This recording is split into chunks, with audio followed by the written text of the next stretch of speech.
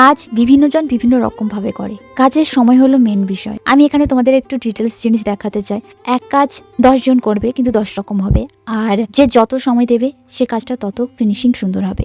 এমনি প্লেন ভাবে দেখতে এমন লাগছে, জুম করে কাছে গিয়ে দেখলে তাহলে ডিটেলস বিষয়টা দেখতে পাবে, যেটা আমি বোঝাতে চাইছি। দেখো এই এরিয়াগুলোতে দেখো কতটা ভালো ডিটেলিং করা, কিন্তু ওপরের এরিয়াগুলোতে নেই, কিন্তু জুম করে যখন দেখাবো দেখো দেখতে পাবে, তখন বুঝতে পারবে। তাই অনেক সময় না ছবিতে কিন্তু ডিটেল বিষয়গুলো বোঝা যায় না, যখন তুমি ক্লোজ দেখবে সেই জিনিসটা বা কাছে দেখবে তখন বুঝতে পারবে।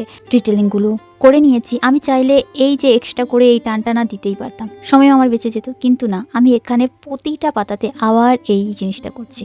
তাতে নিজেই দেখতে পাবে তোমরা যে কত সুন্দর লাগছে। যে কোনো কাজ তুমি যত সময় দেবে তার ফিনিশিং লুক তত সুন্দর লাগবে। তার ক্লোজ ফটো দেখলেই বুঝতে পারবে তার ডিটেলিংটা কেমন। এক কাজ আমি আমার ভাই দুজনেই করব। আমার যত সময় যাবে তার হাফ সময় আমার ভাই রয়ে যাবে, কিন্তু দুজনের দুরকম। যে সময় দেবে তার ডিটেলিংটা ভালো হবে। আর এগুলো না দূর থেকে যে ফটোগুলো দেওয়া হয় তাতে বোঝা যায় না যে একটা পাঞ্জাবি ডিজাইনে বাস্তবিক কলকার ডিটেলিংটা কেমন।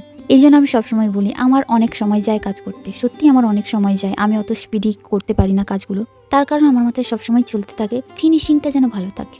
আর শুধু আমি নয়, যতজনের কাজ ক্লোজ রিভিউ দিয়ে দেখবে, ওপর থেকে নয় কিন্তু, সহজ বিষয়। যার কাজে ডিটেলিং যত বেশি দেখতে পাবে সে তত বেশি সময় দিয়ে কাজগুলো করে। ভাই দেবে সবসময় আমার মুখের কথা শোনো, আমি আমার খুব মিষ্টি এক লাইনের রিভিউ তোমাদেরকে দিচ্ছি। দেখো কত সুন্দর ভিডিও আমায় বানিয়ে পাঠিয়েছে।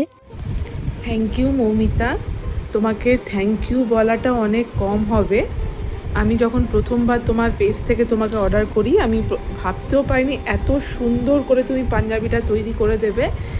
Thank you so much. কাপড়টাও যথেষ্ট সুন্দর, যথেষ্ট কোয়ালিটি নিয়ে আমি কোনো কথা বলবো না। প্রত্যেকটা জিনিস আর তোমার হাতের কাজ, তুলির টান অসাধারণ।